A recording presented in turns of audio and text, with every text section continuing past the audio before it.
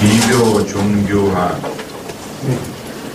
우리가 사실 무엇을 연구하기 위해서 비교를 하는 경우는 그렇게 많지 않습니다. 사자를 연구하기 위해서 사자를 굳이 호랑이와 비교하지 않습니다. 그냥 사자를 연구하지.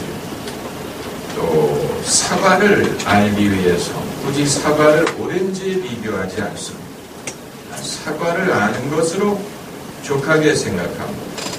그러나 종교는 왜 종교를 알기 위하여 비교를 하느냐? 그 이유는 모든 종교가 절대적인 주장을 하기 때문에 이 진리를 알지니 진리가 너희를 자유케 하리라고 했는데, 만일 이 많은 종교가 주장하는 것들이 다 진리일 수는 없는 것이고, 또 이 종교가 이 인간의 영혼에 대하여, 또 내세에 대하여, 또 신에 대하여, 구원에 대하여 이 주장하는 것들이 서로 상충되는 것들이 많이 있는 상황에서 우리가 신앙을 하나의 문화적인 결과로 여길 것이냐, 다시 말하면 내가 기독교 가정에서 태어났기 때문에 나는 기독교인이 된 것이고, 만일 내가 이슬람 문명에서 태어났다면 이슬람이 됐을 것이고, 불교 국가에서 태어났다면 불교도가 되었을 것인데, 내가 이 기독교 학교를 다니고 기독교 문화권에서 자랐기 때문에 그 결과로서 기독교인이 된 것이다.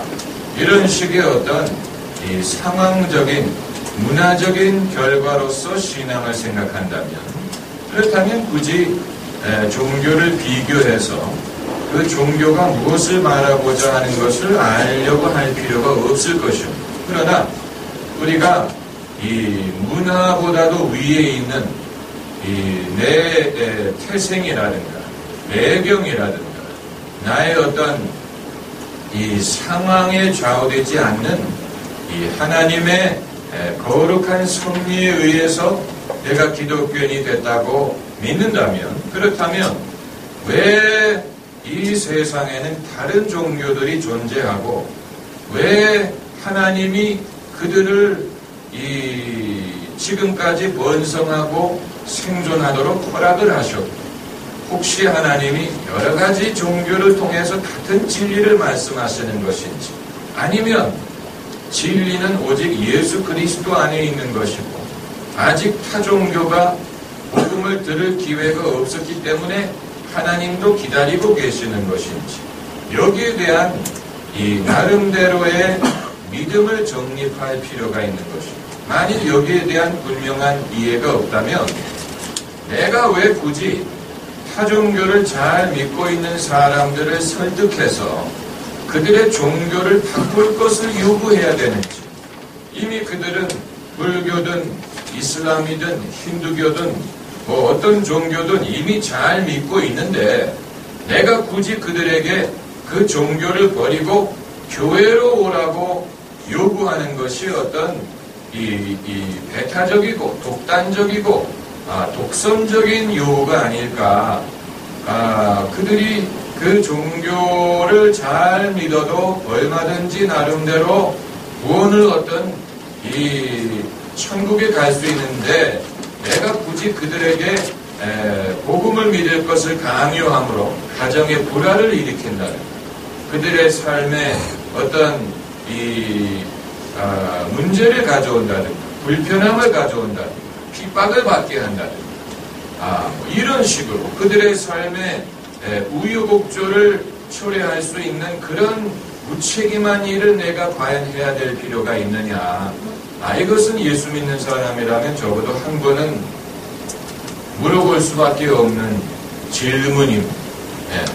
그렇기 때문에 이 종교는 비교함으로써 우리가 더 잘 이해할 수 있는 부분이 있습니다. 타 종교에 대해서든 내가 믿는 신앙에 대해서든 그냥 내가 믿는 기독교만을 보는 게 아니고 다른 종교와 비교함으로써 오히려 내가 믿는 신앙의 어떤 차이점, 또 위대함, 또 진리, 이런 것을 더 확실하게 알 수가 있다는 사실입니다. 제가 초등학생이었을 때 몇 학년이었는지는 기억이 나지 않지만 주일날 아침이었던 것으로 기억합니다. 왜냐하면 제가 학교를 가지 않았기 때문에 주일날 아침에 저희 집 앞에 골목에 여자애 2명이 걸어가는데 조용한 주일 아침이었기 때문에 그들의 대화 내용을 엿들을 수가 있었어요. 그런데 한 여자애가 자기 친구에게 뭐라고 말하면서 걸어가냐면 이 교회의 예수는 절의 부처와 같다. 이런 식으로 열심히 설명을 하면서 데리고 가는 것이었습니다.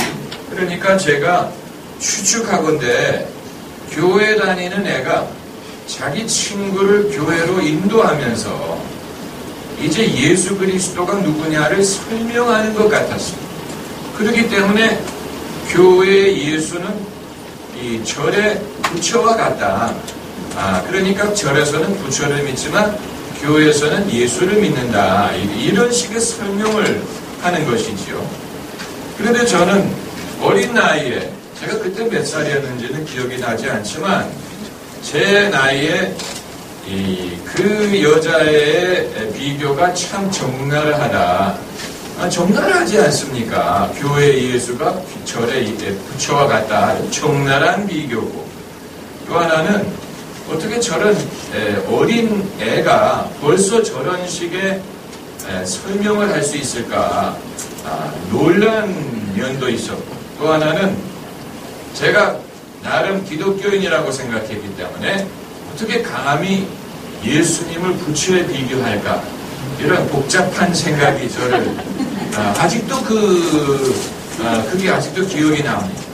그날 뭐 다른 일은 하나도 기억이 안 나는데 그 2 여학생이 걸어가면서 이제 나누는 대화가 기억이 나. 그때만 해도 교회 다니는 사람들이 그렇게 많지 않은 시절입니다. 60년대 중반 후반이니까 그 당시에 대한민국에 예수 믿는 사람들이 그렇게 많지 않을 텐데 벌써 그때 이 불교 배경에 있는 친구를 전도하는 초등학생, 학생이 있었다는 얘기니까 그것이 비교 종교를 생각할 때 제가 제일 최초로 기억하는 비교 종교적인 경험이었어요.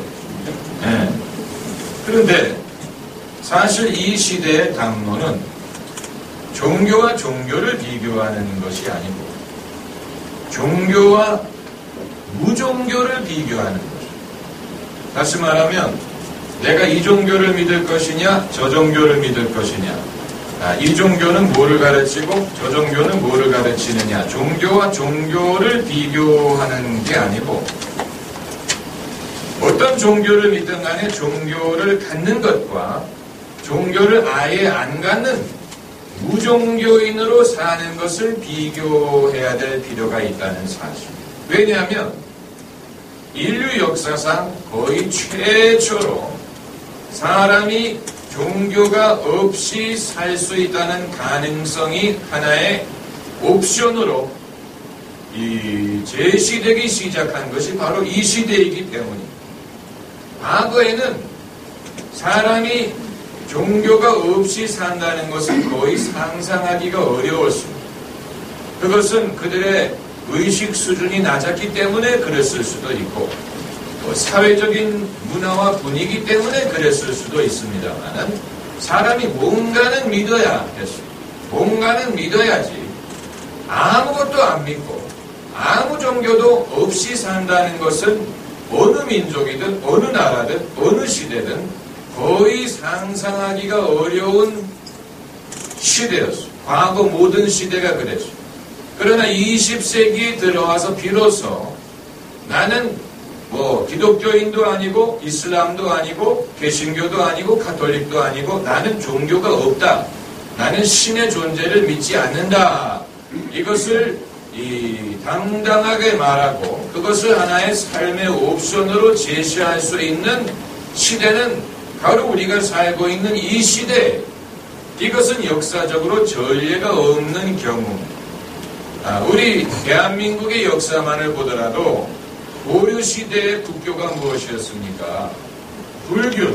조선시대의 국교는 유교였죠. 그 이전에 삼국시대에 이미 불교가 들어왔고, 그 이전에는 어떤 종교적인 뿌리를 우리 조상들이 갖고 있었습니까? 무속신앙이라, 샤머니즘이라는 굉장히 우리 의식 속에 깊이 뿌리박고 있는 종교적인 뿌리가 있었어요. 그렇기 때문에 우리 조상들의 경험만을 보더라도 그들이 어느 시대든 어떤 종교가 있었고 그 종교를 믿으면서 살았지, 종교가 없고 나는 신도 믿지 않고 기도도 믿지 않고 내세도 믿지 않고 어떤 종교 체제도 믿지 않는다, 그것을 당당하게 자신의 선택과 삶의 옵션으로 말할 수 있는 시대는 우리가 알기에는 없었어요. 우리뿐만이 아니고 모든 나라가 다 마찬가지.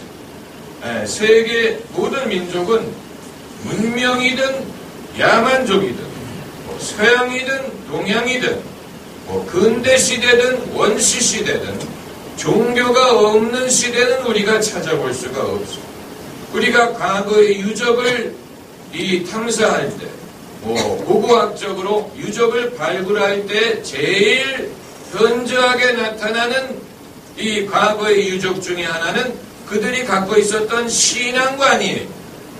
그들의 가졌던 신앙이 그들의 삶에 상당한 비중을 차지했다는 것을 우리가 알고 있지 않습니까? 잉카 제국의 유적을 발굴할 때 제일 먼저 발견하는 것은 그들의 신전이 그들의 삶에 굉장히 중요한 비중을 차지했는데, 이건 잉카 제국뿐만이 아니고 모든 문명이 다 그랬습니다.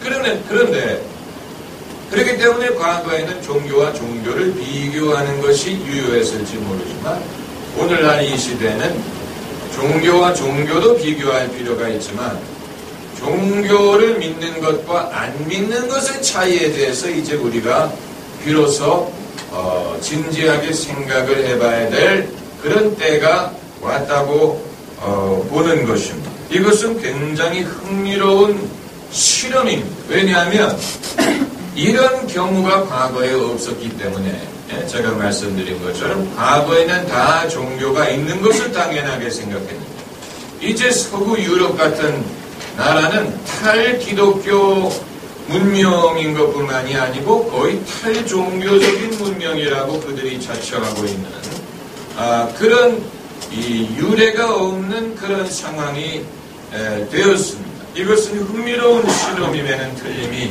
없는데, 그렇기 때문에 이제 우리가 살펴보고 싶은 것은 종교가 인류의 삶에 엄청난 영향을 끼쳐온 것처럼 종교가 없이 살게 될 경우에 그것은 인류의 삶에 어떤 영향을 끼칠 것인가를 지켜보고자 하는 것입니다. 그래도 사람은 뭔가는 믿으면서 살게 돼 있다, 이런 주장은 우리가 펴지 않도록 하십시오. 왜냐하면 아무것도 안 믿는 사람은 아무것도 안 믿으려고 애를 쓰고 있거든요. 그것도 쉽게 되는 게 아니에요. 인간의 속성은 의식적인 차원에서는 내가 아무것도 안 믿는다라고 생각할 수 있지만, 밤에 자다가 뒤숭숭한 꿈을 꿨다든가, 아니면 가족 중에 누가 아프게 됐다든가, 자녀가 다쳤다든가, 누가 불치의 병에 걸려서 죽음을 앞두고 있다든가, 이렇게 하게 되면 사람은 자기가 아무리 무신론적인 사고방식을 고수하면서 살려고 애를 쓰더라도 마음속에 흔들리는 그런 경험을 할 것입니다. 뒤숭숭한 꿈을 꿨다. 그러면 이게 무슨 징조일까? 무슨 재앙이 일어난다는 얘기인가? 이게 어떤 예언적인 의미가 있는가? 사람이라면 다 그것을 생각하게 될 것이고, 누가 아프다, 가족이 아프다, 그러면 이게 내가 나쁜 짓을 했기 때문에 이런 병이 생긴 것일까? 내가 신을 안 믿기 때문에 이런 벌을 받게 된 것일까? 뭐 이런 생각을 은연중에 안 하는 사람이 없을 것이라고 보고, 그리고 누가 죽음을 앞두게 될 때 죽음, 그 다음에는 무엇이 있나? 당연히 무신론자랍니다. 사람이 죽으면 그것으로 끝난다고 생각을 하지, 그 이후에 어떤 내세를 생각하지 않을 것입니다. 내세를 믿으면서 종교가 없다는 사람은, 그 사람은 일부 이언을 하는 것입니다. 신을 믿지 않고 영혼을 믿지 않고 내세를 믿지 않는다면 사람은 죽음으로 그것이 끝이죠. 마치 동물처럼, 동물도 죽으면 그것으로 그의 존재가 끝나는 것처럼 인간도 죽으면 이것이 끝이다. 그렇게 얼마든지 생각을 할 수 있죠. 자기에 대해서. 그러나 자기가 사랑하는 식구에 대해서는, 그러면 이것으로 끝이라는 얘기인가? 더 이상 그의 존재를 내가 볼 수도 없고 다시 만날 가능성도 없고 이것으로 이별이라는 얘기, 이것으로 영영 이별이라는 얘기인가? 그것처럼 어떤 절망감을 주는 생각은 없을 것입니다. 그렇기 때문에 사실 우리는 그런 사람들이 몇 명이나 있는지는 알 수가 없지만 이 독실한 무신론자를 어느 정도는 존경을 해야 될 필요가 있습니다. 왜냐하면 그것도 상당한 의지가 필요하기 때문에 뭔가를 차라리 믿는 것이 아무것도 안 믿는 것보다는 더 쉬워요.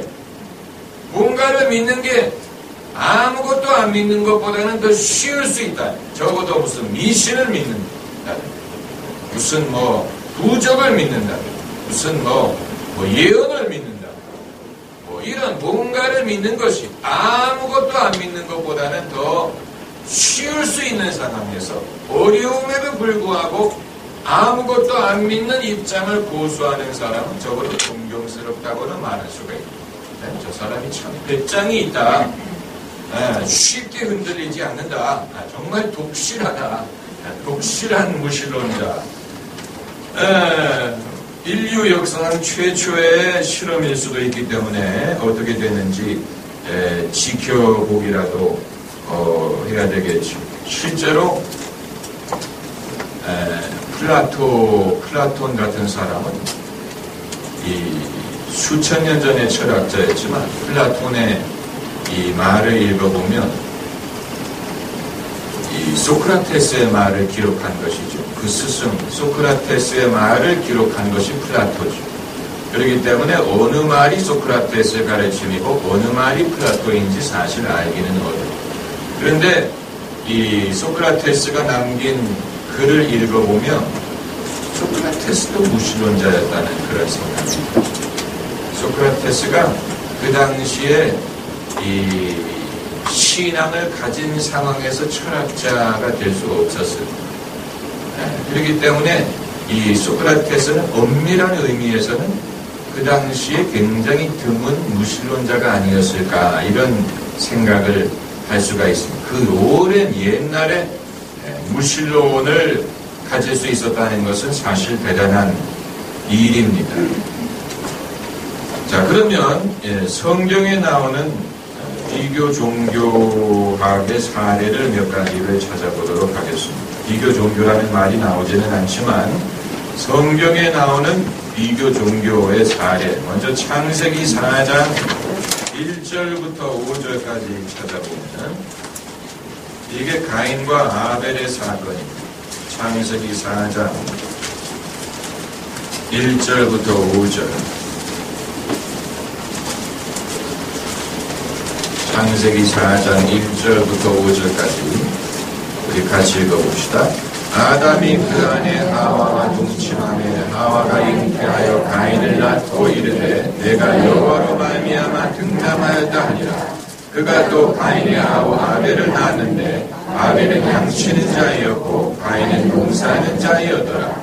세월이 지난 후에 가인은 땅에서 우선으로 제물을 삼아 여호와께 드렸고 아벨은 자기도 이와 그 기름으로 드렸더니 여호와께서 아벨과 그 제물은 연락하셨으나 가인과 그 제물은 연락하지 아니하신지라.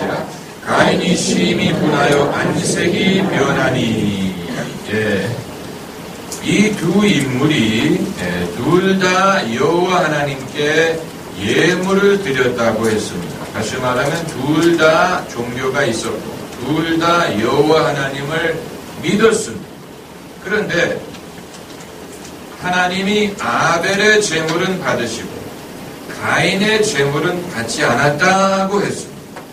그러니까 이 사건이 우리에게 보여주는 것은 하나님이 받는 예물이 있고 하나님이 받지 않는 예물이 있었다는 얘기입니다. 그러니까 사람마다 다 종교가 있지만 하나님이 받으시는 신앙이 있고 하나님이 받지 않는 신앙이 있었다는 이유. 창세기 4장에 벌써 이와 같은 신앙적인 차이점이 등장하는 것입니다. 그러니까 우리는 종교의 유사성을 주목할 것이 아니고 차이점을 주목해야 되는 것입니다. 이 비교 종교학을 연구하는 대다수의 사람들은 종교 간의 유사성에 주목하려고 합니다. 그들이 말하고자 하는 것은 이거 봐라. 언어는 다를 수 있고 또 뭐 방법은 다를 수 있지만 결국은 동일하다, 같다, 같은 하나님을 섬기는 것이고 같은 삶을 추구하려고 하는 것이다. 이런 결론을 내리려고 비교 종교학을 연구하는 사람들이 많이 있지만 그러나 적어도 성경이 말하는 종교의 비교는 유사성을 주목하려고 하는 게 아니고 차이점을 주목했어요. 그래서 가인과 아벨이 둘 다 똑같은 하나님에게 예물을 드렸다는 것을 말하려고 하는 게 아니고 똑같은 하나님께 예물을 드렸지만 하나님이 받으시는 예물이 있고 받지 않는 예물이 있었다. 그 차이점의 이유를 우리가 알기를 원해요. 그 차이점을 우리에게 말하려고 하는 그건 너희도 마찬가지라는 얘기. 하나님에게 예물을 드린다고 다 하나님이 받으시는 게 아니고 종교의 이름으로 하나님을 섬긴다고 다 하나님이 그것을 똑같이 취급하는 게 아니라는 얘기입니다.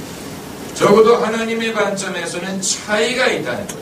옳은 신앙과 그릇된 신앙, 옳은 종교체계와 그릇된 종교체계의 차이점이 인간의 관점에서 존재하는 게 아니고 하나님의 관점에서 존재하는 이 창세기 4장에 벌써 이것이 나오고 있습니다. 그리고 종교 간에는 갈등이 수반된다는 사실을 말하고 있습니다. 그래서 누가 누구를 죽였습니까? 가인이 아벨을 죽였습니다. 가인이 아벨을 죽인 이유는 어떤 형제 간의 라이벌 의식 때문도 아니고 생존을 위협받기 때문도 아니고 둘 다 똑같은 여자를 좋아했기 때문에 경쟁자를 없애기 위한 것도 아니고 인류 최초의 살인사건은 종교적인 갈등에서 발생했다는 사실을 말하고 있습니다. 이것은 인류 역사에 종교의 차이점이 얼마나 큰 역할을 했는가를 보여주는 것입니다. 둘이 생존하기 위해서 한 명을 죽일 수밖에 없는 그 상황이 기록되어 있지 않고 둘이 똑같은 무엇을 좋아해서 그것을 얻기 위하여 경쟁자를 해치운 것을 말하고 있지 않고 종교적인 차이점, 하나님이 누구의 신앙은 받고 누구의 신앙을 받지 않았다는 데에서 형제간의 갈등이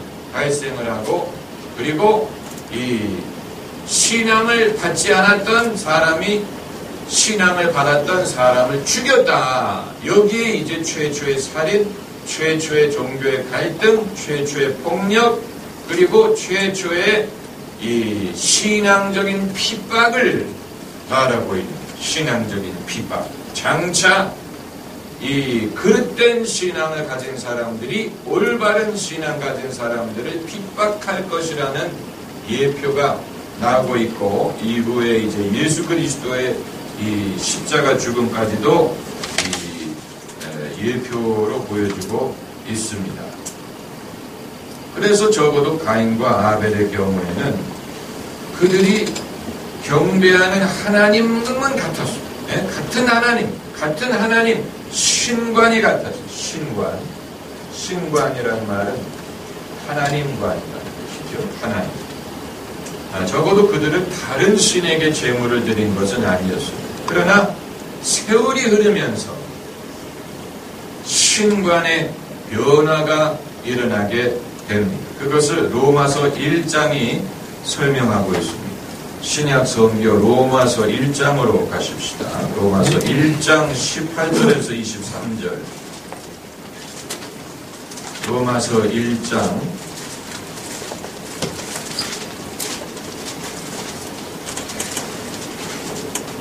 18절에서 23절까지 같이 읽으십시다.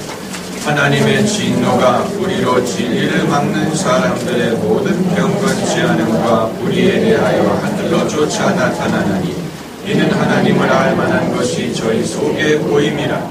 하나님께서 이를 저희에게 보이셨느니라. 창세로부터 그의 보이지 아니하는 것들 곧 그의 영원하신 능력과 그 만드신 만물에 분명히 보여 알게 되나니 그러므로 저희가 핑계치 못할지니라. 하나님을 알되 하나님으로 영원롭게도 아니하며 감사치도 아니하고 오히려 그 생각이 허망할지며 미련한 마음이 어두워졌나니 스스로 지혜 있다 하나 우준하게 되어 썩어지지 아니하는 하나님의 영광을 사람과 금수와 버러지 형상의 우상으로 바꾸었느니라. 예, 바꾸었느니라. 이게 이제 그 신관의 변형을 나타내는 거죠.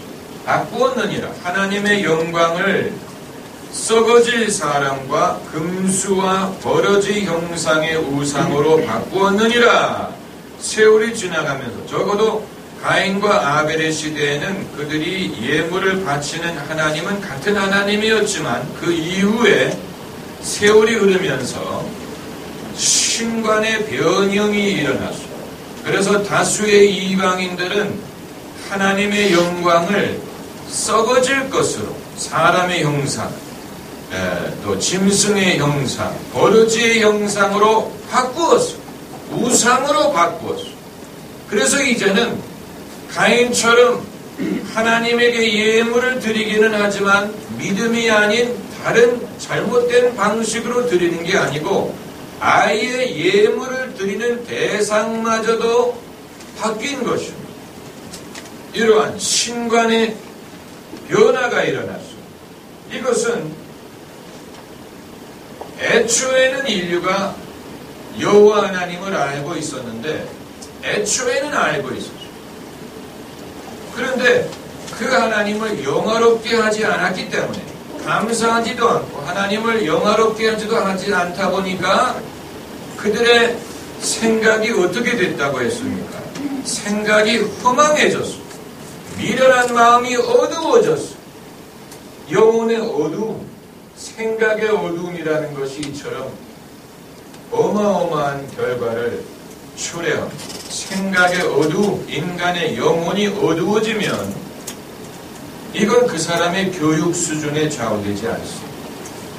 교육 수준은 세계 최고라 할지라도 그 영혼이 어두워지면 하나님이 아닌 우상, 버러지의 형상, 귀신, 잡신 이런 것을 두려워하고 이런 것을 섬깁니다. 이 인간의 영혼의 어두움이라는 것은 이처럼 무서운 것입니다. 예수 그리스도는 세상의 빛이라고 합니다. 예수님의 빛이 아니면 인간의 영혼의 어두움을 이길 수가 없습니다.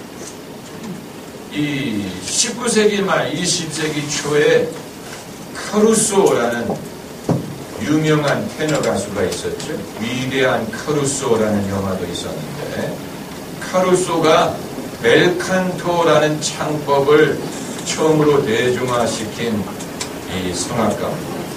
벨칸토가 다른 창법과 어떻게 다르냐 그거 묻지 마세요. 그냥 벨칸토라는 창법이 있어요. 그 이후로는 다수의 성악가들이 벨칸토 창법을 썼어요. 그런데 카루소가 이탈리아 사람인데 미국에 건너와서 활동을 많이 했죠. 거의 1년 내내 메트로폴리탄 오페라에 계약을 했다고 하니까 1년 내내 메트로폴리탄 무대에 섰다는 얘기입니다. 1년 내내 계약이 있었다는 얘기니까 얼마나 돈을 많이 벌고 그는 호텔에 살면서 VIP 대접을 받았는데 이 세계적인 예술가요, 세계적인 음악가이지만 벨칸토가 아니고 카루소가 얼마나 미신이 많았는지 모르겠다. 얼마나 미신적인 남자인데 얼마나 미신적인 사람인지. 한 번은 이 토스카니니의 식사 초대를 받아가지고 토스카니니 뭐 이런 사람들이 이제 같이 식사하는 자리에 초청을 받았는데 거기에 초청받은 사람의 숫자를 세다가 얼굴이 새파래져요. 13명이라 13명. 13명이기 때문에 난 여기서 먹을 수가 없다. 그래가지고 그 파티 호스트의 어린 애를 데려다가 앉혀가지고 14명이 되고 그러니까 이제 비로소 식사를 하더라. 그러니까 사람이 뭐 교육 수준이든 문화 수준이 아무리 높아도 심령이 어두우면 이런 말도 안 되는 미신에 굴복할 수가 있는 거죠. 그래서 10계명의 제1계명이 무엇입니까? 첫 번째 계명이 무엇입니까? 너는 나 외에는 다른 신들을 내게 두지 말지니라. You shall have no other gods before me. No other God. 나 외에는 다른 신들을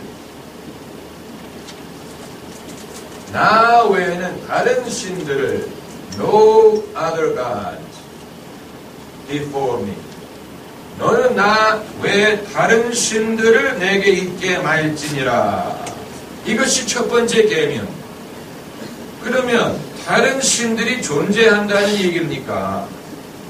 여호와 하나님 이외에 다른 신들이 존재한다는 얘기입니까? 무슨 제우스든 뭐 아폴로든 뭐 조로아스터든 뭐 다른 신들이 있는데 그 중에서 여호와 하나님만을 섬기라는 얘기입니까? 그게 아니죠. 여호와 하나님 이외에 다른 신은 없습니다. 그러나 하나님을 대체하는 다른 어떤 사상이나 이 신앙을 갖지 말라는 얘기입니다. 그만큼 아담과 하와가 범죄한 이후에 인간의 영혼이 어두워져서 하나님 이외에 수많은 다른 우상들을 만들어낸 것이죠. 만들어낸 것인지 뭐 상상해낸 것인지는 우리가 알 수 없지만 그래서 최초의 하나님의 계명은 나 외에 다른 신들, 이것은 다른 신들을 그만큼 인류가 그동안에 섬겼다는 것을 반증을 해주는 것입니다. 가까운 일본만 하더라도 섬기는 신이 800만이라고 하죠. 800만. 상상을 해보세요. 800만의 신. 그렇게 많으면 그건 신도 아니에요. 뭐 신이 돼서 특별한 거 하나도 없어요. 800만이나 있는데. 인구보다 많아요. 어떻게 보면.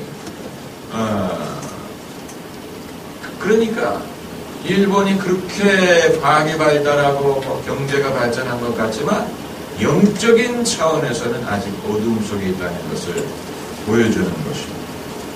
성경에 등장하는 또 다른 비교 종교학적 사례를 찾아봅시다. 구약의 열왕기상 18장을 가보십시오. 열왕기상 18장 구약 성서 546년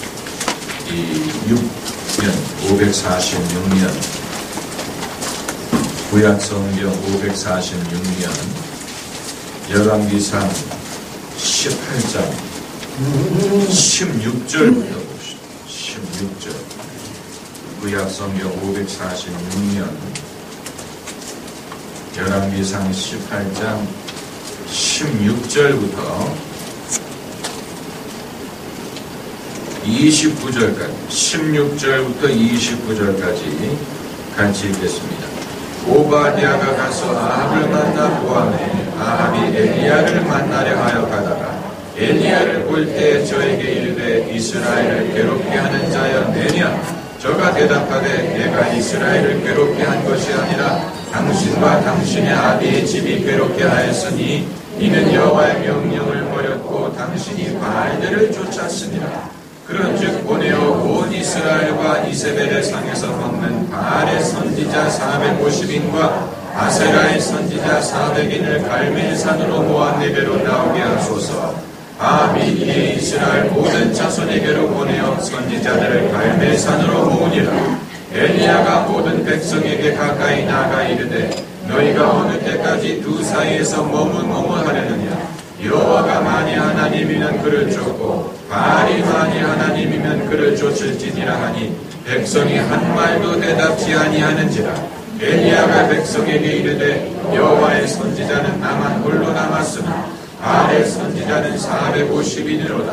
그런즉 두 송아지를 우리에게로 가져오게 하고 저희는 한 송아지를 택하여 각을 떠서 나무 위에 놓고 불은 놓지 말며 나도 한 송아지를 잡아 나무 위에 놓고 불은 놓지 말고 너희는 너희 신의 이름을 부르라. 나는 여호와의 이름을 부르리니 이에 불로 응답하는 신 그가 하나님이니라. 백성이 다 대답하되 그 말이 옳도다. 엘리야가 바알의 선지자들에게 이르되 너희는 많으니 먼저 한 송아지를 택하여 잡고 너희 신의 이름을 부르라. 그러나 불을 놓지 말라. 저희가 그 받은 송아지를 취하여 잡고 아침부터 낮까지 바알의 이름을 불러 가로되 바알이여 우리에게 응답하소서 하나 아무 소리도 없고 아무 응답하는 자도 없으므로 저희가 그 쌓은 단 주위에서 뛰놀더라. 오정에 이르러는 엘리야가 저희를 조롱하여 가로되 큰 소리로 부르라.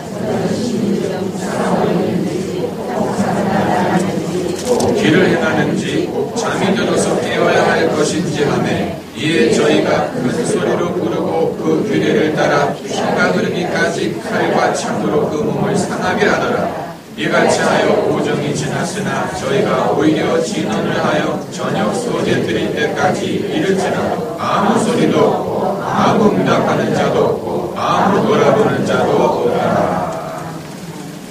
그러니까 모든 종교가 그 섬기는 신의 이름은 다르고 또 그 전통이 다르지만 궁극적으로 같은 진리를 추구한다. 결국은 같은 하나님을 섬기는 것이라고 주장하는 사람들의 말이 이게 틀렸다는 것을 보여주는 아주 좋은 사례가 되는 것입니다. 지금 이것이 이방 민족이 아니고 이스라엘 민족에게 일어난 일입니다. 지금 엘리야 선지자가 이방 민족을 찾아가서 영적인 대결을 제의하는 게 아니고 이스라엘의 바알과 아세라의 신앙이 들어왔습니다. 이세벨이라는 이방 여자가 시집을 오므로 아합 왕이 이세벨이라는 이방 여자에게 장가들므로 그 여자 한 명을 통해서 이방 신앙이 이스라엘에 침투를 했습니다. 그런데 이스라엘 백성이 이 지금까지 섬기던 여호와 하나님보다는 신생 종교죠. 이 새로 소개된 이 종교에 더 매력을 느끼고 바알과 아세라를 섬기는 신전이 그 나라에 많이 생겼습니다. 이스라엘이 영적으로 깊은 타락에 빠졌습니다. 그래서 엘리야 선지자가 영적인 대결을 청하는데 이 어떤 대결이냐면 이 바알과 아세라의 선지자들을 갈멜산으로 부르고 이스라엘 백성들이 와서 지켜보라는 것입니다. 이건 정말 불의 종이 아니면 할 수 없는 일이죠. 엘리야를 불의 종이라고 부르는 이유가 바로 여기에 있습니다. 엘리야가 이것을 한 이유는 이방 민족을 개종시키기 위한 것이 아니고 이스라엘에 침투한 우상신앙을 이게 거짓이라는 것을 증명하기 위하고 또 여호와 하나님이 진짜라는 것을 증명하기 위한 것입니다. 엘리야 같은 선지자가 있었기 때문에 가능한 일이죠. 엘리야 같은 사람이 살아남지 못했다면 이스라엘의 역사는 어둠에 빠졌을 것이고 하나님의 거룩한 계획이 어떻게 됐을는지 우리가 알 수가 없는 것입니다. 그래서 이제 엘리야가 제안한 것은 송아지를 잡아서 저마다 바알의 신전에다가 제단에다가 송아지를 얹어놓고 또 나는 여호와 하나님의 제단에다가 송아지는 이미 잡았어. 송아지는 이미 죽였어. 그리고 이제 하늘에서 불이 떨어져 가지고 그것을 취하는 그 신이 진짜 하나님이다. 아주 대담한 이 도전이 아닐 수가 없습니다. 그랬더니 바알의 선지자들이 좋다 그랬어. 이 감당할 수 없는 도전은 받으면 안 돼. 그 사람들이 해본 적도 없으면서 어떻게 여기에 응할 수 있었는지 저는 궁금하게 생각합니다. 해본 적이 있다면 말을 안 해. 해본 적도 없으면서 엘리야가 이런 불가능한 것을 요구할 때 어떻게 그들이 그러자 이렇게 대답을 했을까? 아마 누구의 눈치를 봤을 거라고 생각하십니까? 백성들의 눈치를 보니까 여기서 만일 뒤로 물러나면 자기들의 종교가 가짜라는 것을 증명하는 것이 되기 때문에 더 이상 물러날 수가 없는 이 도전에 응할 수밖에 없게 된 아마 그들은 갈 때까지 가보자. 우리가 바알의 이름을 불러도 아무 응답이 없겠지만 엘리야가 불러도 없는 건 마찬가지일 것이다. 그렇게 되면 이 무승부가 되기 때문에 우리가 판정승을 거두게 될 것이다. 이렇게 생각을 했던 것 같아요. 그래서 이제 이들이 아침부터 오전까지 신을 불렀는데 바알이여 하면서 이름을 불렀는데 당연히 아무 응답이 없지요. 그랬더니 그들이 어떻게까지 합니까? 칼과 창으로 몸을 상하게 해서 피가 흐르기까지 했죠. 이것은 여러분 광신적인 신앙을 보여줍니다. 여러분 광신은 하나님이 요구하지도 않고 성경 말씀에 정당하지도 않은 불필요한 희생을 감수하면 하나님이 들으실 줄로 생각하는 사람이 자기 자신에게 입히는 희생을 말합니다. 칼과 창으로 자기의 몸을 상하게 하면 신이 들을 줄로 생각하는 여러분 기독교인들 중에는 그런 사람이 없겠지요.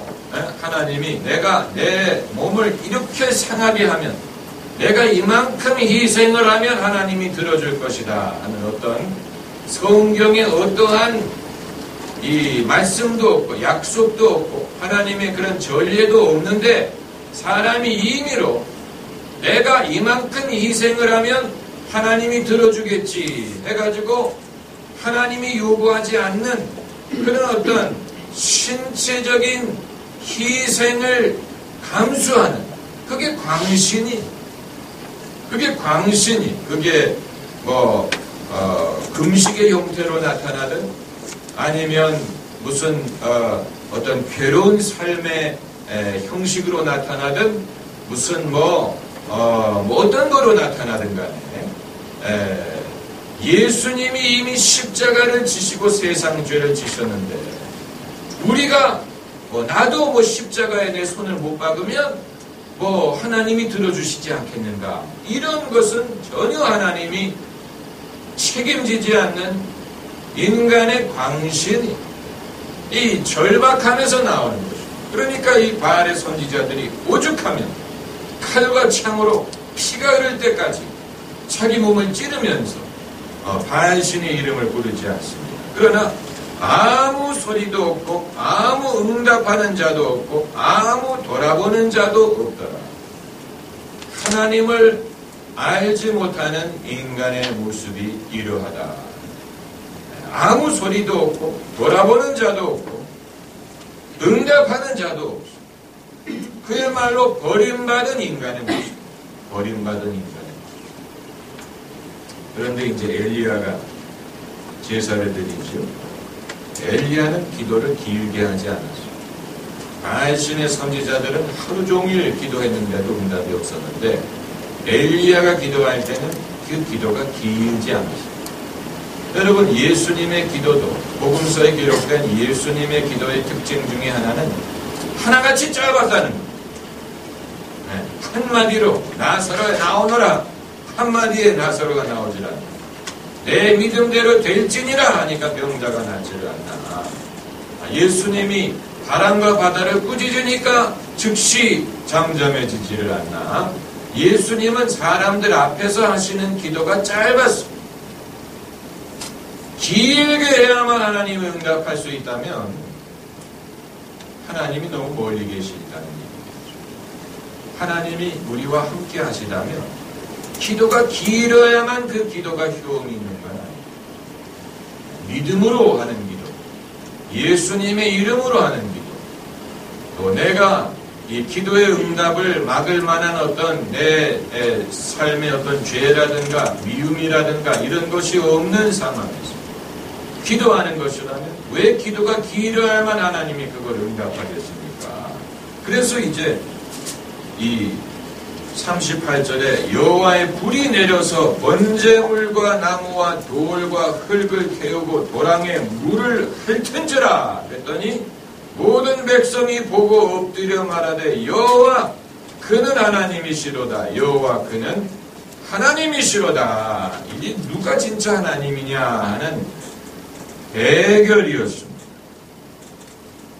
엘리야가 증명하고자 한 것은 여호와 하나님은 이 바알의 선지자들이 섬기는 바알이라든가 아세라와 다른 분이라는 것입니다. 같은 신이 아니다. 같은 신을 섬기는 것이 다른 신에게 바치는 제사는 효험이 없다. 그러면 여기서 이제 그럼 왜 그 사람들은 바알이든 아세라든 왜 그들을 섬겼을까? 왜 여호와 하나님을 섬기지 않고 왜 바알 신의 신앙이 그들에게 어필을 했다는 얘기인가? 이건 이제 종교 심리학적으로 거짓과 이단이 사람에게 어필하는 이유를 우리가 찾아야 될 필요가 있습니다. 왜 진짜 신앙보다는 가짜 신앙이 더 사람에게 어필하는 면이 있느냐? 이건 여러분도 잘 명심하셔야 될 것은 마귀는 믿는 자도 미혹을 한다고 했습니다. 할 수만 있다면 믿는 자도 미혹을 하려고 할 것이다 라고 했습니다. 오늘날에 대한민국에 얼마나 많은 이단이 존재합니까? 그런데 그 이단을 믿는 사람 중에는 과거에 교회 다녔던 사람들이 많아요. 과거 교회 집사, 권사, 장로하던 사람들 중에도 이단에 빠진 사람들이 많아요. 우리가 공개적으로 말하기 어려운 많은 이단들이 존재합니다. 그 왜 이단이 그들에게 어필할 수 있느냐? 이단, 영적인 미혹이 위력을 발휘하는 이유는, 첫 번째 이유는 진리를 모르기 때문에. 구약 성경 호세아서 4장 6절 찾아보지 않아도 되고, 호세아서 4장 6절에 내 백성이 무엇이 없음으로 망하는도다 라고 했습니다. 지식이 없음으로 망하는도다. Lack of knowledge. My people perish for lack of knowledge. 지식이 없음으로 내 백성이 망하는도다. 이 지식은 진리를 아는 지식을 말하는 것입니다. 여러분이 기도도 많이 하셔야 되지만 기도가 지식을 가져다 주는 건 아니에요. 지식을 가져다 주는 것은 하나님의 말씀입니다. 하나님의 말씀으로 우리가 다른 지식을 얻는, 그렇기 때문에 지식이 없는 상황에서 영적인 열심이 있는 사람이 미혹에 빠지기가 쉽습니다. 왜냐하면 지식을 갖지 못했기 때문에 진리와 가짜를 분별하지 못합니다. 진리를 모르는 상황에서 인간의 종교성은 미신을 낳습니다. 진리를 모르는 상황에서는 사람이 종교성이 강할수록 더 미신에 빠집니다. 그리고 두 번째 이유는 인간의 욕심 때문에. 욕심. 야고보서 1장 14절을 찾아보세요. 신약성경 야고보서 1장 14절. 야고보서 1장 14절. 신약성경 371면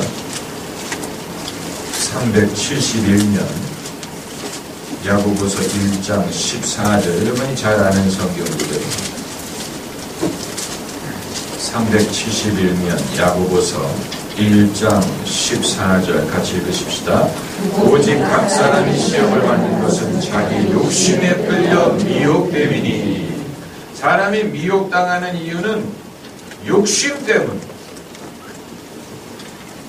욕심이 없으면 미혹당하지 않아요. 욕심에 이끌려 미혹돼요. 거짓 종교는 사람의 욕심에 어필합니다.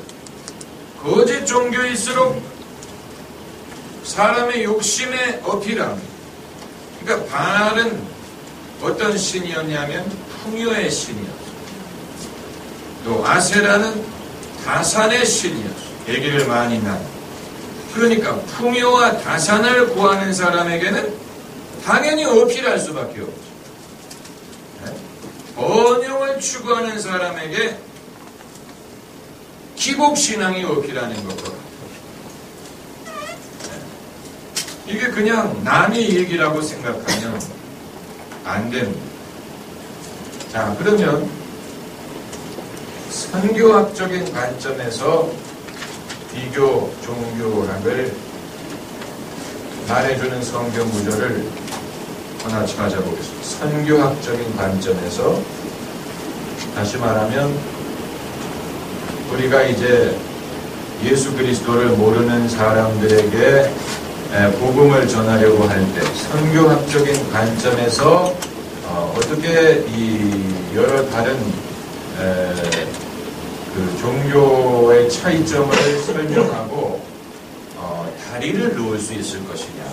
네? 그들이 이 복음을 알 수 있는 다리를 우리가 어떻게, 그들이 믿는 신앙이라든가 신이 이렇게 다르다면 어떻게 그들이 건너올 수 있는 다리를 세울 수 있을 것이냐.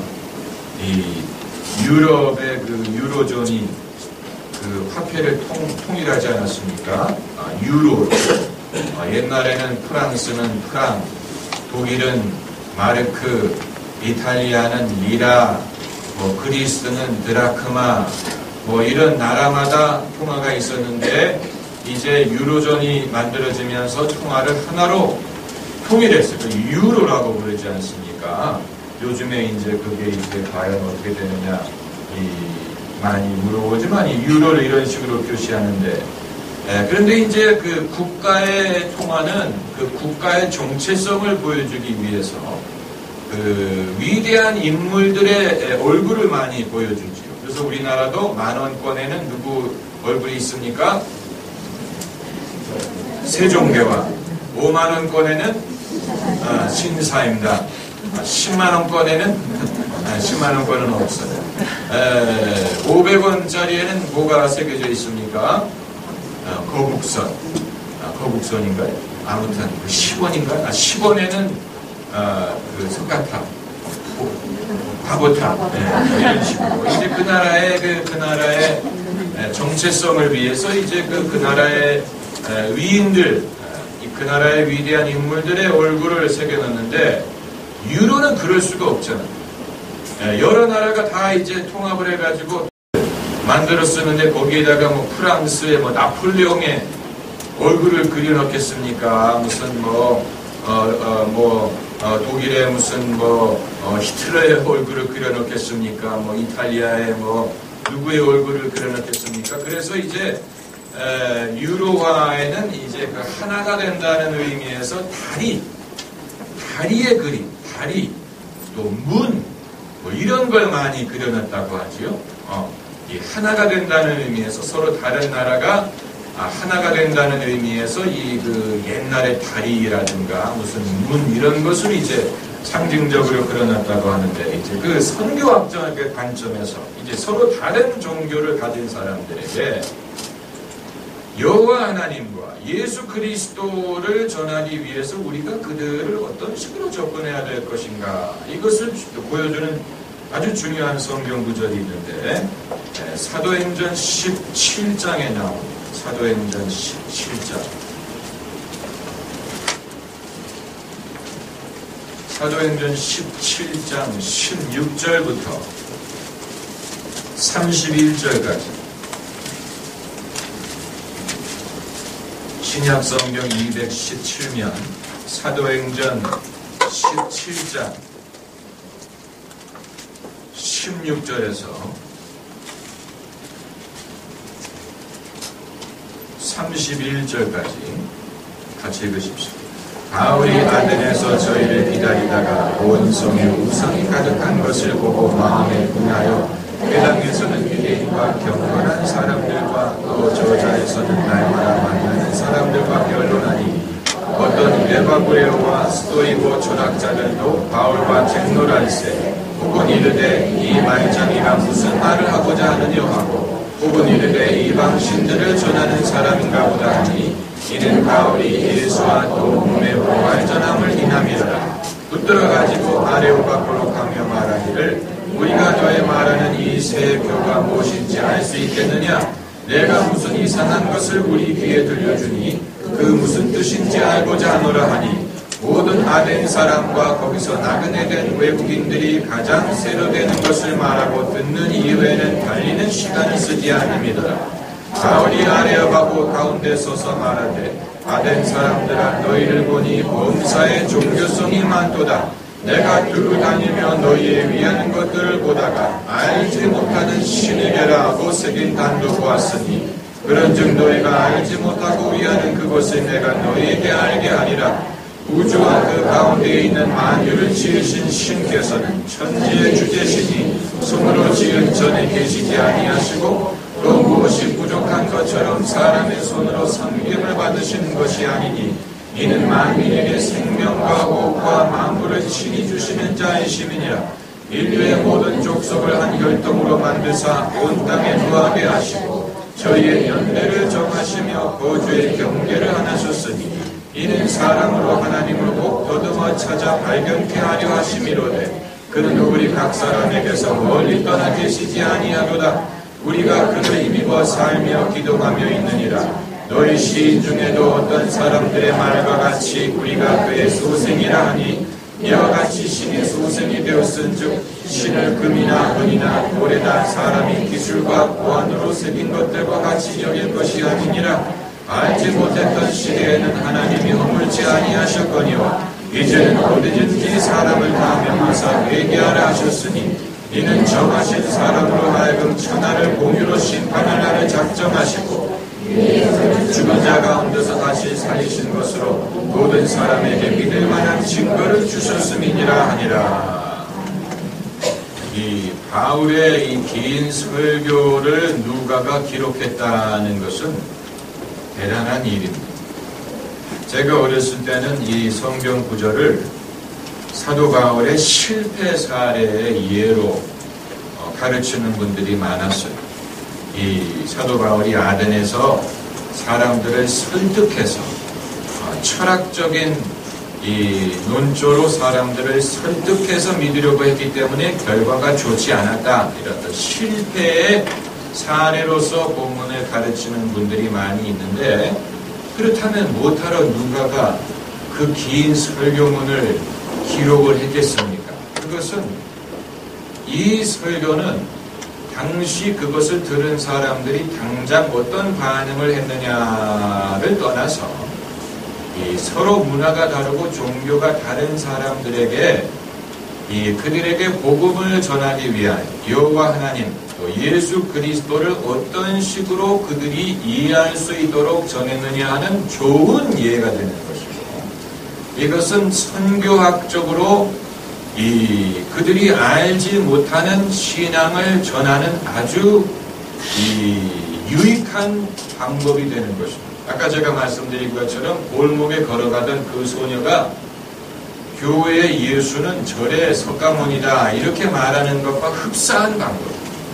그러니까 그들이 알고 있는 방식을 힘을 사용해서 진리를 그들에게 전함으로써 그들이 전혀 생소하게 여기지 않고 너무 생소하게 여기지 않고 이미 알고 있는 개념들을 가지고 비록 아직 여호와 하나님을 알지는 못하지만 그러나 하나님을 접근할 수 있고 이해할 수 있도록 돕는 방법.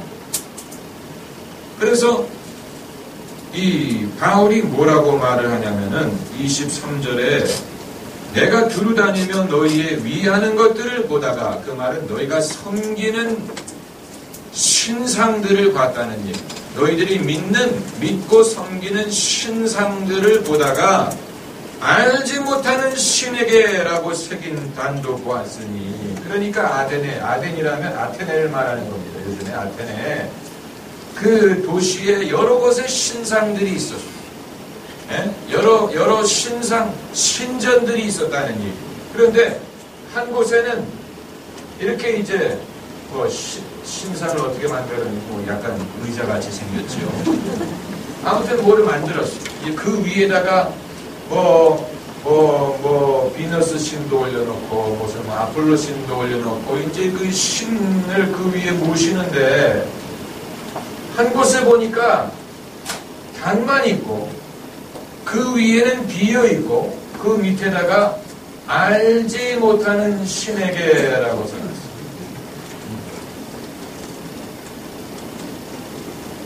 unknown God.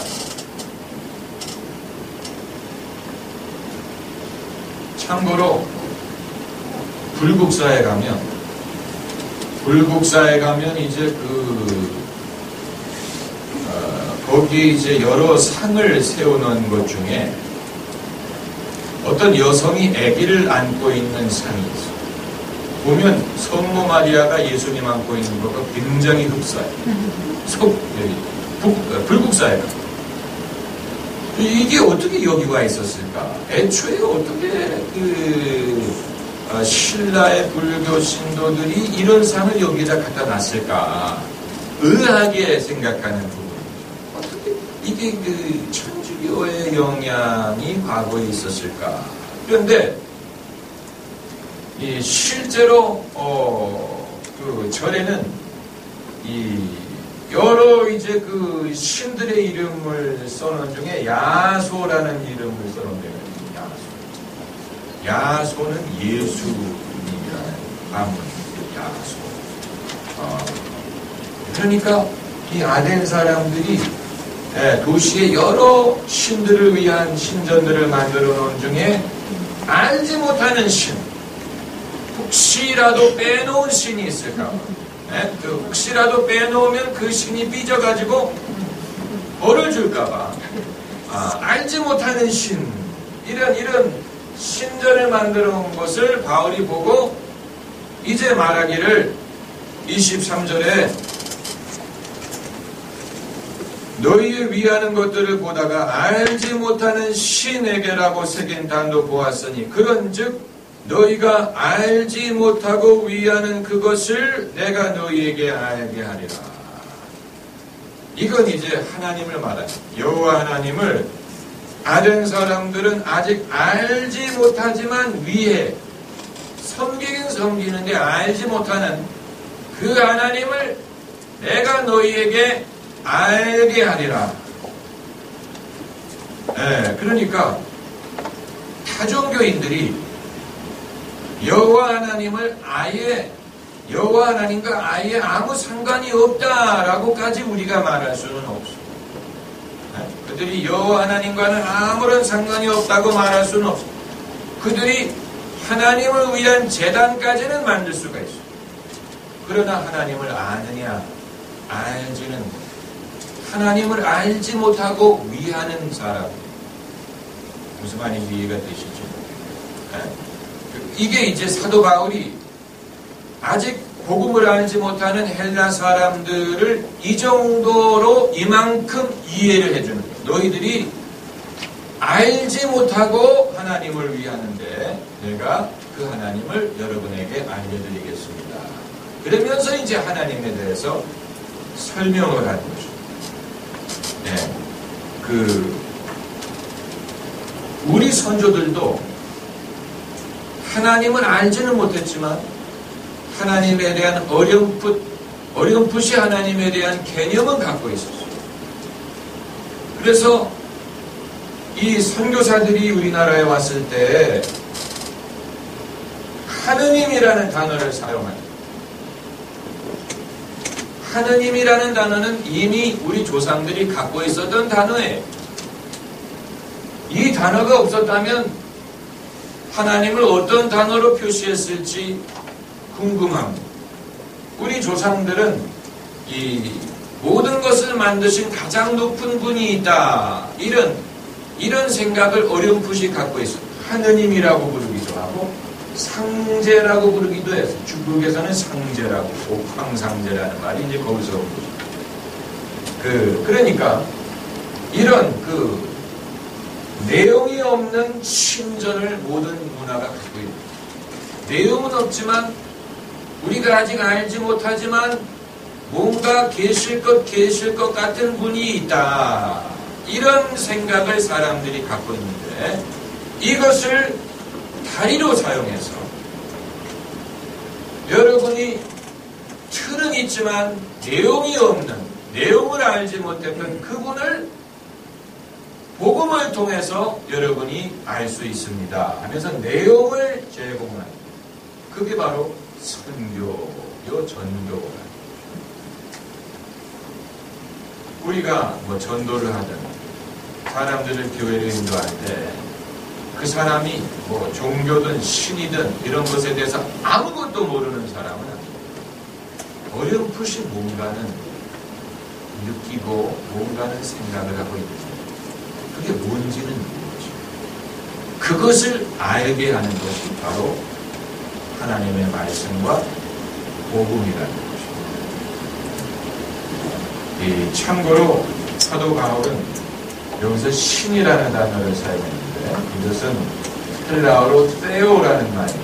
다행히 헬라 사람들이 여호와 하나님은 몰랐지만 신을 부르는 이름은 공통으로 사용을 했다.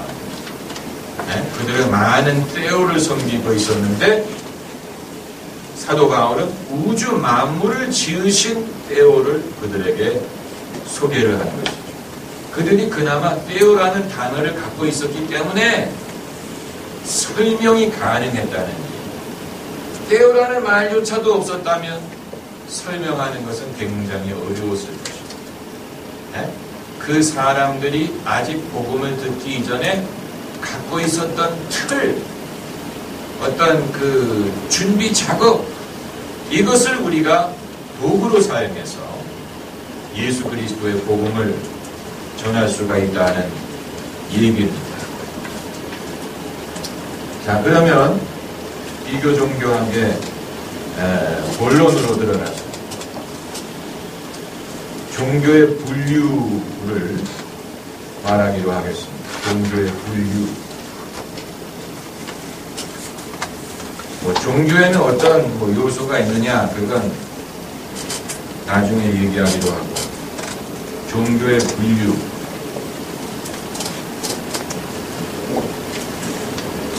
이 섬기는 신의 숫자를 가지고 분류를 할 수 있습니다. 그래서 다신교가 있고, 유일신교가 있고, 무신교가 있어요. 무신교가 무엇인지 궁금하실 것입니다. 그러니까 무자는 없다는 문자. 신이 없는데 어떻게 종교가 있을 수 있느냐. 그 대표적인 종교가 불교. 인도의 정통 불교는 무신론은 아니에요. 신이 없다라고 주장하는 건 아니에요. 그러나 신이 있는지 없는지는 모르겠으나 사람이 깨우침을 얻기 위해서 신이 필요 없다. 이게 불교의 가르침. 여러분, 그 사실을 모르는 사람들이 많죠. 불교는 신을 가르치지 않죠. 사람이 해탈하기 위해서 신의 도움이 필요한 게 아니에요. 불교도는 기도를 하지 않고 명상을, 불교도가 기도한다고 생각하는 사람은 뭘 모르는 거예요. 그들은 기도하는 게 아니에요. 신에게 기도하고 뭐 달라고 기도하는 게 아니에요. 그들은 이 인간의 고난의 문제를 해결하기 위해서 깊이 묵상하라고 깨우침을 얻도록 묵상을 하는 거예요. 이 명상을 하는 것이지 기도를 하지는 않습니다. 무신교의 대표적인 종교가 불교고 다신교의 대표적인 종교가 힌두교입니다. 힌두교는 다신교 또는 범신론이라고 할 수 있습니다. 범신론. 이 말은 팬티어즘, 모든 것이 신이다라는 신이 모든 것에 있다. 다신교라는 말은 신이 많다는 뜻이지만 범신론은 모든 것에 신이 있고 모든 것이 신이다. 힌두교에서는 그러므로 나무든 풀이든 짐승이든 별이든 심지어 인간도 신이라고 하죠. 인간도 신. 이게 전형적인 힌두교. 그리고 유일신교의 대표적인 것이 유대교, 이슬람, 기독교, 유일신교. 신이 하나다, 하나뿐이다. 신이 둘이 아니고 셋이 아니고 하나다. 신의 숫자에 의해서 이렇게 분류할 수가 있고, 그리고 또 하나의 분류하는 방식은 원시종교와 고동종교로 분류할 수가 있습니다. 원시종교와 고동종교. 그런데 이 원시라는 말은 기독교인이 만들어낸 용어는 아니에요.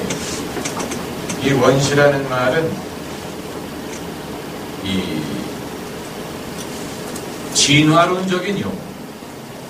그러니까 인간이 원시 시대에서 원시인으로부터 문명인으로 진화한 것처럼 인간의 종교도 원시적인 차원에서 이 고등종교로 진화했다는 그런 학설을 존재하는 차원에서 원시종교, 고등종교로 분류를 하는 것입니다. 우리는 거기에 동의하지 않습니다. 우리는 종교가 처음에는 굉장히 기본적이고 원시적인 차원에서 시작을 했다가 인간의 의식 수준이 발전하면서 종교도 발전을 했다라고 믿지 않습니다. 그건 하나님의 계시를 부인하는 것이고 종교를 순전히 인간적인 현상으로만 이해하는 것이기 때문에 우리는 그것을 찬성하지 않습니다. 네. 인간이 하나님을 알게 된 이유는 어떤 원시인이 세상을 이해할 수 없고 자연을 이해할 수 없기 때문에 자연의 여러 힘을 두려워하고 그 두려움에서 어떤 그들을 이 신격화해서 어려워하고 섬기고 해를 입지 않고 복을 얻기 위한 그런 차원에서 종교가 시작됐다라고 우리는 보지 않습니다. 우리는 그런 식으로 보지 않습니다. 이 신앙은 그런 이 인간의 환경에 의해서 만들어진 것이 아니고 하나님의 당신의 계시에 의해서 시작됐다고 봅니다. 아브라함이 무슨 인생의 문제를 고민하다가 여호와 하나님을 발견했다든가 나는 어디서 와서 어디로 가는가 이 문제를 생각하다가 가나안 땅으로 갔다든가 이게 아니고 하나님이 여호와에게 가라사대 하나님이 이 당신을 아브라함에게 계시하시고 당신을 드러내시고 그리고 복을 주시고 그리고 아브라함을 인도하셨죠.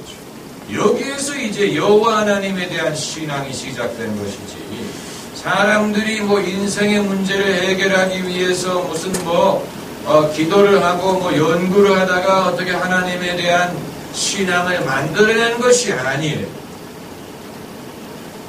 그럼에도 불구하고 원시 종교와 고등 종교의 분류는 어느 정도는 도움이 됩니다. 그 차이가 무엇이냐? 원시 종교와 고등 종교의 차이는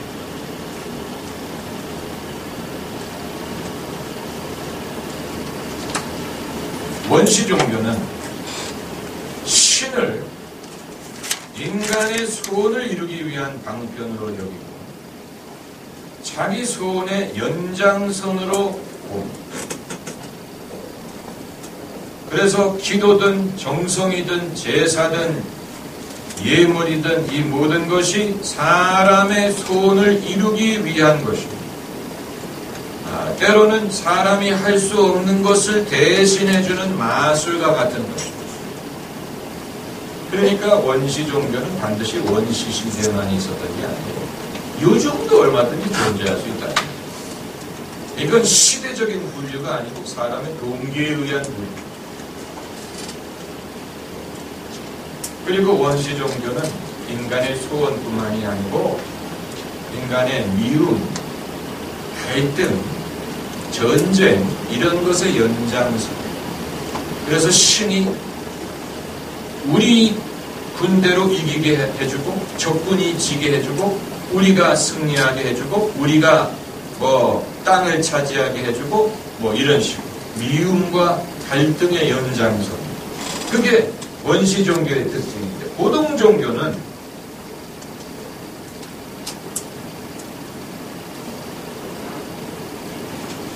신을 바꾸는 게 아니고 신의 마음을 바꾸는 게 아니고 인간이 자기 자신을 변화시킴으로써 신의 섭리를 이룰 수 있다고 가르치는 종교가 고등 종교. 당연히 예수 그리스도의 십자가가 가장 대표적인 예가 되겠죠. 예수님을 믿는, 우리가 예수님을 따르는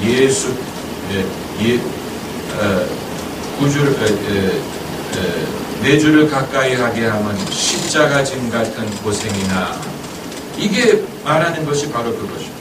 신앙이 내가 하나님을 이용해서 내 소원을 이루기 위한 것이 아니고 오히려 내가 변화함으로 하나님의 뜻이 이루어지게 하기 위한 거다.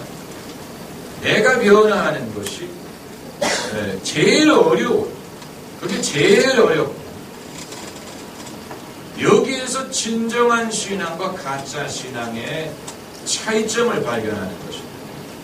아마 여러분은 그건 기독교에만 있는 것이 아닙니까? 이렇게 생각하실 수 있습니다만 타종교에서도 이러한 차이는 찾아볼 수 있습니다. 이 미국의 흑인들 사회에 블랙 이슬람이라는 종교가 있어요. 블랙 이슬람. Nation of Islam이라고. Nation of Islam. 이건 이제 이슬람교의 한 분파인데 흑인들이 추종하는 종교예요. 흑인들. 그 대표적인 인물이 무하마드 알리. 무하마드 알리가 원래 이름이 뭐였는지 기억하는 분 계세요? 캐시어스 클레이어스. 원래 이름이 캐시어스 클레이였는데 그가 블랙 이슬람이 되면서 이름을 무하마드 알리로 바꿨어요. 중동 이름으로 바꿨어요. 이건 흑인들 가운데 부흥을 한 이 흑인 위주의 종교예요. 그래서 이들이 어떤 교리를 가르쳤냐면 하나님이 인간을 만들 때 원래 인간은 흑인이었다. 백인은 마귀다. 백인은 역사적으로 가장 악한 범죄자고 살인자고 인신매매자고 이런 식으로 백인의 거짓에 속아서 흑인이 자기 자신을 열등하게 여기고 또 백인이 되려고 노력하고 백인처럼 되려고 노력하고 백인의 인정을 받으려고 노력을 했지만 그러나 신은 흑인 편이고 흑인이 원래 우월한 민족이고 그래서 흑인이 자기 자부심을 가져야 되고 자기의 삶을 거룩하게 살아야 되고 백인을 흉내내려고 하지 말고 백인의 인정을 받으려고 하지 말고 우리가 힘을 합쳐야 되고 우리가 우리의 권리를 찾아야 된다. 이걸 가르친 종교. 그래서 이제 그들이 기독교적인 사고방식을 부인했죠. 네? 뭐 누가 왼뺨을 때리면 오른뺨을 돌려대라. 그런 건 우리는 받아들이지 않는다. 누가 왼뺨을 때리면 우리는 그쪽 양뺨을 다 때려야 된다. 이런 식으로 그동안에 우리가 받은 박해와 차별을 우리가 복수를 해야 된다. 갚아야 된다. 이런 식으로 해서 많은 흑인들에게 어필을 했습니다. 여기에 이제 굉장히 지도자적인 역할을 했던 말콤 X라는 인물이 있었습니다. 말콤 X라는 굉장히 설교를 잘하고 언변이 좋아서 블랙 이슬람의 교주는 아니지만 대표적인 지도자로 부상을 했던 사람이 있습니다. 그래서 말콤 X도 초반에는 그야말로 침을 튀기면서 백인들에 대해서 비판을 하고 백인들을 욕하고 흑인들이 권익을 찾아야 되고 백인들은 나쁜 놈들이고 백인들은 거짓말장이고 백인들의 그 거짓에 우리가 얼마나 피해를 입었느냐 이런 식으로 이 인종 간의 갈등과 미움을 조장할 수 있는 그런 신앙을 가르쳤던 인물이에요. 근데 말콤 X가 인생에 이제 어떤 위기를 겪으면서 메카로 성지순례를 갔습니다. 성지순례를 갔습니다. 그가 이제 사우디아라비아 허락을 받아가지고 사우디아라비아가 그때까지만 해도 미국인들을 그렇게 받지 않았는데 사우디아라비아 허락을 받아가지고 메카에 순례를 갔습니다. 그런데 이 순례 경험이 말콤 X의 생각을 완전히 바꿔줬어요. 그가 성지에 가서 봤더니 거기에 와서 성지 순례를 온 사람들이 흑인만 있는 게 아니고 그 중에는 백인들이 있더라. 머리가 금발이고 눈이 파란 백인들도 거기에 와서 그들과 똑같이 흰색의 옷을 입고 똑같은 이 예배를 드리고 똑같은 믿음을 갖더라. 여기에서 그의 지금까지의 그 세계관이 충격을 받아. 지금까지는 자기는 백인은 나쁜 사람이고 흑인이 피해자라고 생각을 했는데 정작 이 이슬람의 성지를 가서 보니까 자기의 형제들 중에 백인들이 있더라. 백인이든 흑인이든 동양 사람이든 중동 사람이든 다 똑같은 신앙을 가지고 똑같은 음식을 먹고 똑같이 예배를 드리는 것을 보면서 이 사람이 놀라운 이 생각의 변화가 일어났습니다. 그래서 말콤 X가 성지순례를 마치고 미국으로 돌아온 다음에 지금까지 자기가 가르치던 것을 부인하고 이제는 우리가 백인을 나쁜 사람으로 여기고 어떤 그 인종 간의 갈등을 가지고서는 미국의 문제를 해결할 수 없다는 식의 그의 메시지의 변화를 가져왔어요. 이것은 이 네이션 오브 이슬람에서 굉장히 파격적인 거예요. 그래서 네이션 오브 이슬람이 말콤 X를 파문을 시켰어요. 축출했어요. 그리고 결국은 말콤 X를 암살했죠. 말콤 X는 그것을 죽습니다. 그런데 제가 이것을 말씀드리는 이유는 종교가 자기중심적이고 자기의 상황 중심적이고 자기만을 옳다고 여기고 자기만이 피해자라고 여기고 그래서 종교를 방편으로 자신의 어떤 한을 풀고 자신의 문제를 해결하고 자기의 소원을 해결하는 그런 종교는 세상에 많은데 그러나 그 종교의 도움으로 자기의 어떤 천성적인 입장을 바꾸고 자기가 과거에 갖고 있던 생각을 버리고 뭔가 더 높은 가치관이 있다는 것을 발견하고 그런 어떤 변화를 추구할 수 있는 그런 영감을 사람들에게 줄 수 있는 것. 그것이 이제 소위 고등 종교라고 부를 수가 있다는 얘기입니다. 이건 제가 이슬람이 옳다라든가 이슬람을 본받자라는 그런 취지로 말씀드리는 게 아니고, 이슬람에도 원시 종교식으로 믿는 사람들이 있고 기독교에도 원시 종교식으로 믿는 사람들이 많아요. 그러니까 여호와 하나님을 믿고 예수 그리스도를 믿지만 과거에 우리 조상들이 부닥거리 하던 것과 똑같은 그런 동기로 믿는 사람들이 많이 있는데, 신앙이 내 소원을 이루기 위한 방편으로 끝나버린다면 그건 대상은 달라졌을지 모르지만 동기는 똑같다. 정말로 어려운 것은 내 자신이 변화해서 하나님의 섭리가 이루어질 수 있다는 것을 깨닫고 받아들일 수 있는 삶.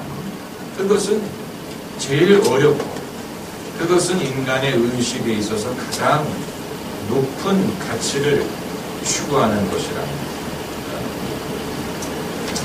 오늘 강의는 여기까지.